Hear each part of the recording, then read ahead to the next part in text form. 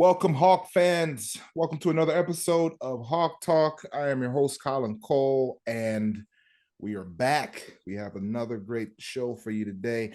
I got to introduce my co-host, the two-time all-conference, the three-year starter right tackle, the incomparable, the uh, well-knowledged and well-traveled Mr. David Porter. David, thank you for joining us on the show, sir. Dude, always a pleasure to be here, especially after a W. That was a lot of fun. No question, no question. So the Hawks are heading into their last game of the season. But first, they're coming off of a 13-10 victory over the Minnesota Golden Gophers. A game in which the Hawks relinquished a lot of yardage, gave up a lot of yardage to a one Mr. Muhammad Ibrahim, along with the rest of this Golden Gopher defense. This is the most yardage they've given up all year, behind the Ohio State game. And so let's jump right into it, David. The Hawks did a good job overall. Spencer Petras went 15 for 24 for 221 yards, no touchdowns, but again, no turnovers, no interceptions. Spencer Petras. Caleb Johnson, it was running back by committee on Saturday up in Minneapolis. Caleb Johnson had 8 carries on 43 yards. LaShawn Williams, 11 on 38 yards. Gavin Williams, 2 on 8. And Spencer got in the end zone off of the QB sneak. He had a couple sacks, but the QB sneak got the touchdown for the Hawks. Sam Laporta, we saw go down in the game. Injury, we got to get updates, see if he'll be ready to go this upcoming weekend or ready to go once the Hawks win this upcoming weekend. We'll get into that a little bit later. But Luke Lachey stepped in and played nicely. 5 receptions for 77 yards. Brody Breck, 2 for 21. And then Arlen Bruce had himself a catch for 7 yards. Addison Ostrenga also had a catch, and Gavin Williams also had a reception. But the Hawk defense against this Minnesota Golden Gopher offense, the Hawk offense against this Minnesota Golden Gopher defense, they did just enough to get it done. David, looking back at this game, where did we see the Hawks grow and sustaining drives and no turnovers yet again for this Hawkeye unit? What are your thoughts? You are saying it. I mean, the one that we're not talking about are a lot of mistakes that the Hawks made, right? Especially on offense. We know that we've had that propensity in the past. So we're looking at the quarterback. Like you said, 0 interceptions for the day, which is great. He's been doing that consistently. When I look at the offensive line, there was 1 sack given up for this game, right? I think last game we gave up like 6 sacks. So definitely growth there with the offensive line. That's actually really good. That Minnesota defense, they're not slouch at all. So the O-line, they did create some holes here, some seams. Caleb, he got out there, got the corner once. He got some good yards. He's actually really good on that sideline. And LaShawn Williams, he made it. We watched that one cut he made there in the hole and got right up the middle. So, like I said, the running back committee, my committee, is really good. Not a lot of not a lot of errors. This team has really the offense. They're playing a lot of mistake-free ball. Not exciting at all. They didn't get a ton of yardage against this Minnesota defense, but like you said, they did just enough for the victory. We're looking at a 13-10 victory, a difference of 3 points, and as much as our offense did to just enough to win, their offense on the other side did just enough to lose. So that was a really tough matchup, and these guys, both sides, played really well. They played really hard. I'll put it that way. That's probably a little bit better. And getting Sam hurt, I believe Potterbon went down as well. So I'm not sure what's going on with that one either. And we'll find out more as that I guess the week comes on. But the offense did just enough, and that's all we need really is for them to do just enough. And they've minimized a lot of their mistakes. That's helped out tremendously.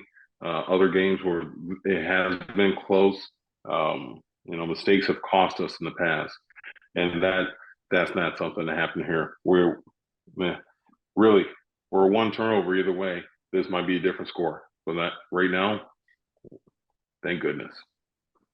So I just want to say one thing, going back to what you talked about with the O-line and the sack that was given up. Remember, that was that corner coming on that outside blitz, and we saw that Spencer was unable to recognize that. So if you take that out of the equation, the O-line was really good throughout the game in terms of protecting Spencer and opening up some holes for those running backs. So it was a tremendous job, and it's continued to be a tremendous job. We've talked about this throughout the season, of that group of five guys growing and their growth throughout the season, but their growth together and meshing.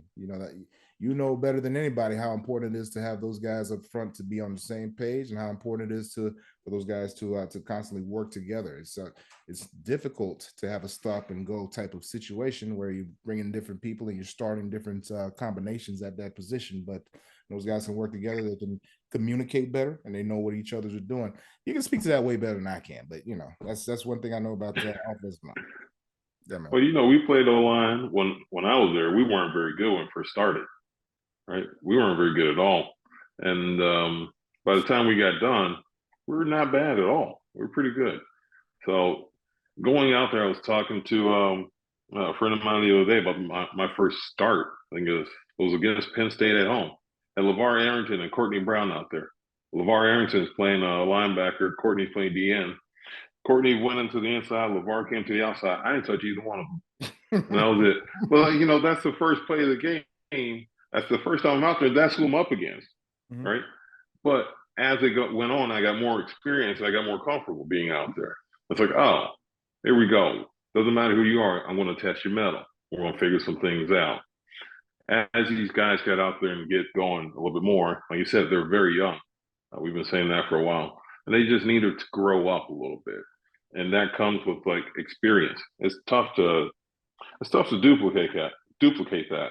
And even when you're talking about practice during the week, people it's not ones against ones. It's not ones on twos normally, right? Normally you're going against the scout team. So a lot of the work and the preparation is done getting into the season. Once you're into the season, it's mainly 101s and will be 907, right? That'll happen. But other than that, you're really looking at scout teams for your real looks. So these guys have done a really good job. I think having some adversity in the beginning and going against some guys that have, pointed out some of their weaknesses or things with, hey, we talked this about the right tackle, that dip and rip. You're going to keep seeing it until you stop it. That's just how it goes. I'm not going to stop serving until you can stop it. And that's how it went for me when I played there in our O-line. We kept seeing the same looks until we could prove that we could stop it. All the blitzing, all the twisting, everything, all the different moves, until we proved we could stop it. By the time we got done, we were 1-11 to 11-1. Not bad. So that's fine.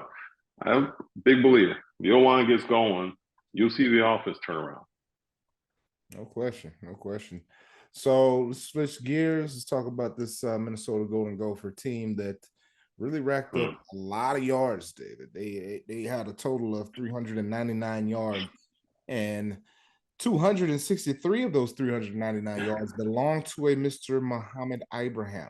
And if you didn't know who he was before that game, shame on you, because you weren't listening to what we were talking about last week in the pregame, because we were talking about this guy being the most talented running back that this Hawkeye defense has faced this entire season, and he just came out and proved it. The young man, like I said, came in and rushed 39 times for 200 to the tune of 263 yards, 6.7 yard average. Oh my God. That's one touchdown. He had a fumble inside the red zone. Yeah. He did have a fumble inside the red zone.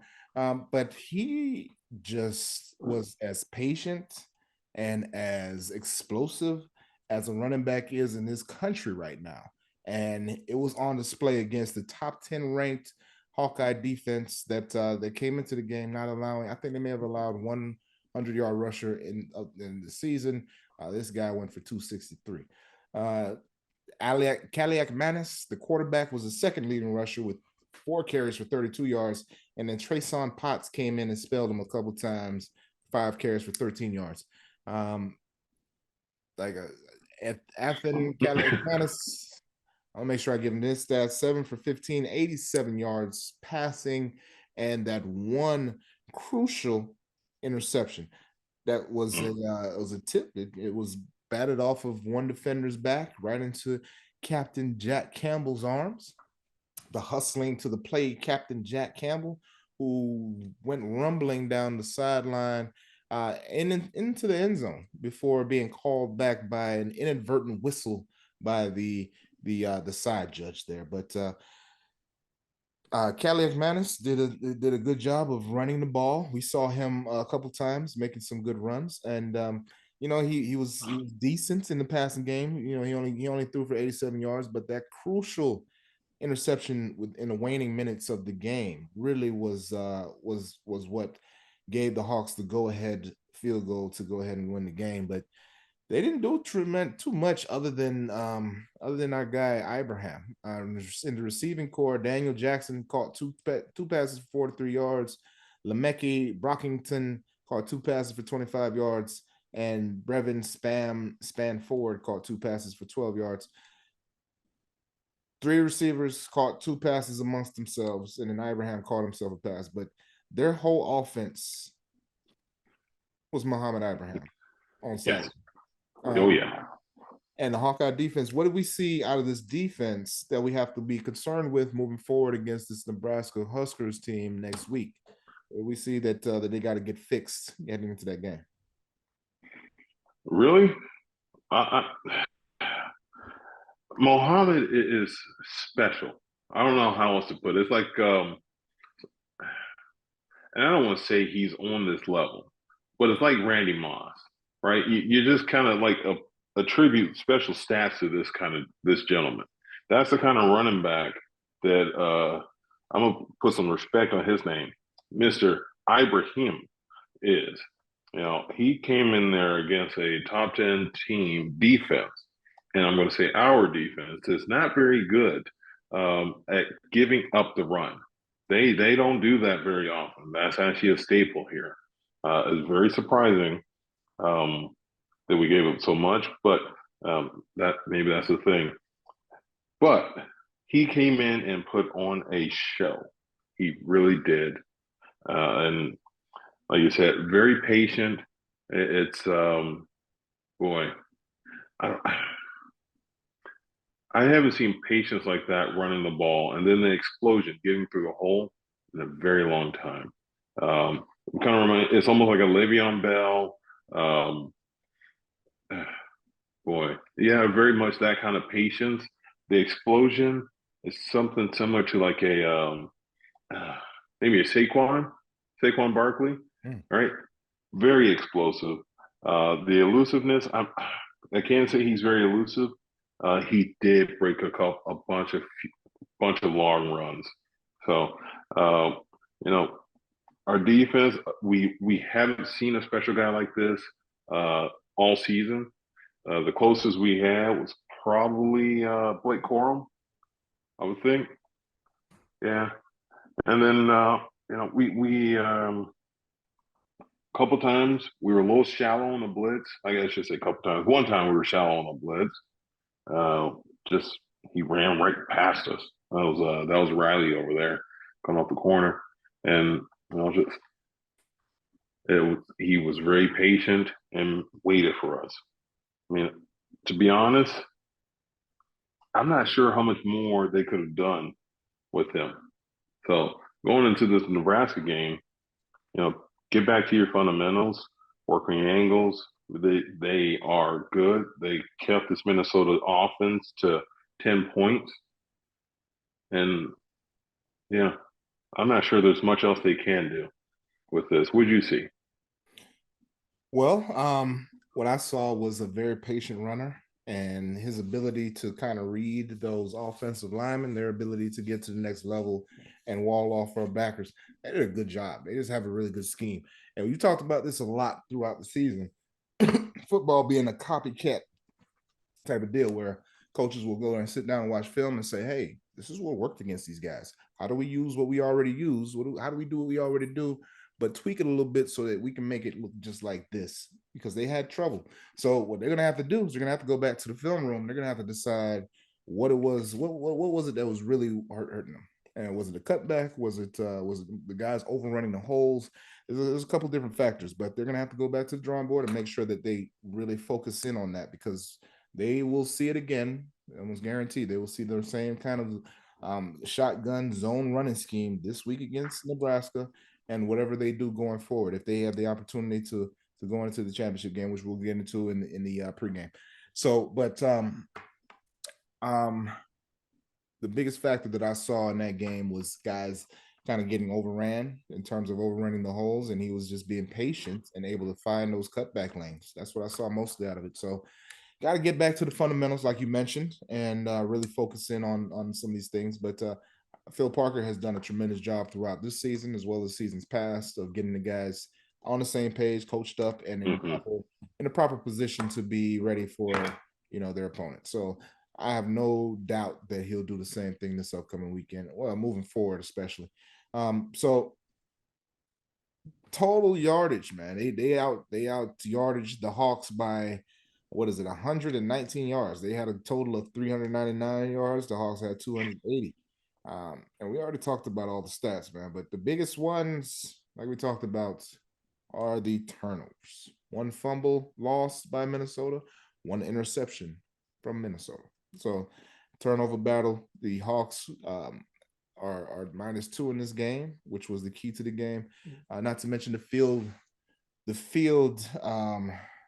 game. That was really a key in creating long fields. Torrey Taylor did another tremendous job planting that go for offense deep within their own side of the field. It was not easy for them to get down the field in terms of trying to mount play after play, drive after drive.